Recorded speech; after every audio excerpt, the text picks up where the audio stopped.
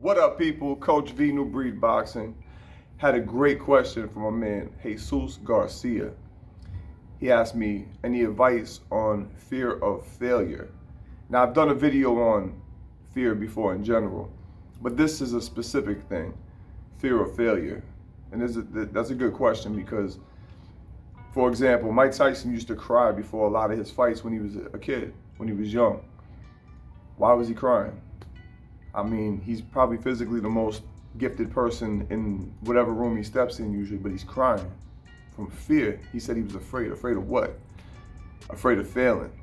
Afraid of letting down his mentor. So that's a different kind of fear. Some people are afraid to get hit. That's more than enough to keep them in a state of paralysis and not take action and just become a victim of their environment.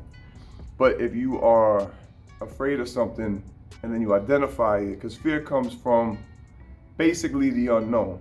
A lot of people don't know this, but human beings only have two natural fears that you're born with. Fear of a loud noise, unexpected loud noise, makes you jump. And then fear of falling. Those are the only two fears that are naturally, innate to human beings. Everything else is a learned fear. And sometimes, especially people that think a lot, they overthink and they see too much and they overreact to small things, and they create, obstacles that don't really need to exist for themselves.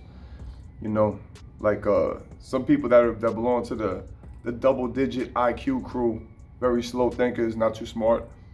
A lot of them are able to shut out the external world and operate pretty effectively because there's not too much thinking going on, like sharks. You know what I'm saying? They got a brain this big. They just see their prey, they go after it. Fear isn't even part of the equation. So if you're an intelligent person, you can multiply this. It's going to be even more burdensome. Everything about boxing, as far as fighting is concerned, you're going to start over analyzing stuff. You got to learn how to block things out. Because the acronym, what they say, fear is false expectations appearing real, or face everything and rise. The only problem with boxing is it's not a false expectation. It's a very real threat that when the bell rings, the man on the other side of the ring, even if he doesn't want to, is going to run across that ring. Or at the very least, once you get within range, he's going to unleash some kind of an assault on you. Right at your face. 3D. You know what I'm saying? So, you can't just stand there. The situation has to be figured out and resolved. So, what's the process? You got to understand your target, understand the weapons, and understand the movement. Targets, weapons, movement, like I would say. But the best thing you can do for yourself is to slowly inoculate yourself to the fear by going through mental drills, mentally envisioning. This is what they teach you in the Olympic camps too.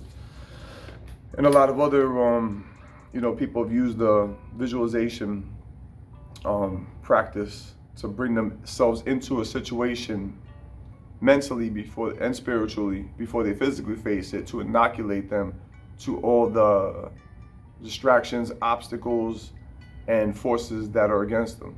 So basically, you want to envision the worst things that can happen to you, envision the best things, and envision some mediocre results. To envision every aspect of a situation. So if it's fighting and you're worried about feeling, you have a fear of failure, think about failing. Think about the worst way you could fail. Envision that. Scare the shit out yourself. Like, damn, I definitely don't want that to happen. Think about the best way to win. Yeah, I definitely want that one. I'll take that. You know what I'm saying? Now, what can you do to prepare yourself? And then that's how you internally inoculate yourself. Then you externally, because everything is yin and yang, you will be inoculating yourself by bringing yourself close to these situations without fully committing or jumping over the edge, so to speak. Because a lot of people will tell you that jump and learn how to fly on the way down. That works for some people. That's why me as a coach, I got no different personality types. That works for some people. Some people, the worst thing I can do is explain to them what's going on. I just throw them into the situation and they're gonna handle it. You know what I'm saying? Other people, that would destroy them. Like, they would just freeze and get mowed over, and it would be the end of their career.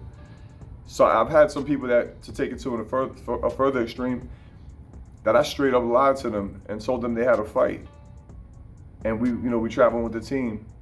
And I told them that we were going to be fighting. I didn't lie to them, but I gave myself the option to back out, basically, without making it look like they backed out.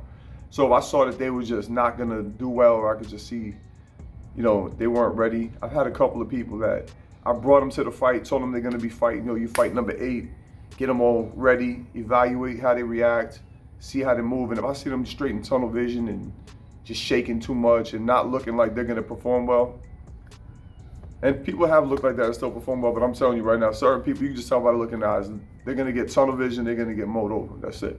So I have had a couple people I did pull out at the last minute, and then they were mad that they got pulled out, and then that somehow triggered their desire to, to fight more than their fear of losing. And then the second time around, I brought them to the show, and they did good. But anyway, that's how you deal with fear of failure. Envision it. Embrace it. Think of every way you could fail. Think of every way you could win, from low to high level. And talk to yourself, like, do you really have control of the situation? Yes, you do. What's the next step? Making sure you're prepared. That's the other thing too. The more prepared you are, the more confident you're gonna be. And that's another thing too, fear of the unknown, it breeds lack of confidence. So once you stack all the bricks in the categories that you have control of, like being in shape, getting your time in the sparring sessions, doing well there, and taking care of your life outside the ring. Once you have all these bricks stacked up, then the more contact you have with these kind of situations, the more you're gonna start feeling confident as you approach. And also, you'll be able to be more clear-minded and level-headed and see and identify what triggers the fear. Like, at what point does fear start consuming you to the extreme that you can't even think straight? You know what I'm saying? If that's if that's something that you're dealing with, identify that. It's like anything else, you know what I'm saying? Identify and eliminate all negativity. And negative thoughts are, how many people have you probably never heard of because they let themselves basically talk themselves out of engaging in a potentially life-changing, positive situation that was scary, but they were too scared to fully commit and take that leap, you know what I'm saying? So anyway, envision it, visualize it, inoculate yourself spiritually, mentally, and then physically start getting yourself, going to the gym. When you get into the sparring sessions, I do highly recommend for you coaches out there, if you got somebody who's a little nervous, throw them in a round robin situation where they get like 1 minute. 1 minute, give them a little taste and then pull them out real quick. Because usually that's like, it's the same philosophy of when you got somebody that wants to train, don't let them train too hard. Pull them out before they've really maxed out. So this way they'll be more eager the second time around.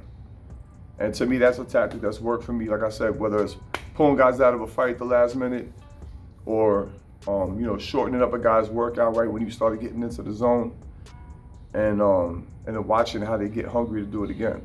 That usually works too. But anyway, hope you found this informative. If you did, like, subscribe, comment, share, hit that notification bell so we know you're out there, and go check out my Instagram, coach.v_. Till the next time, we out here. Out.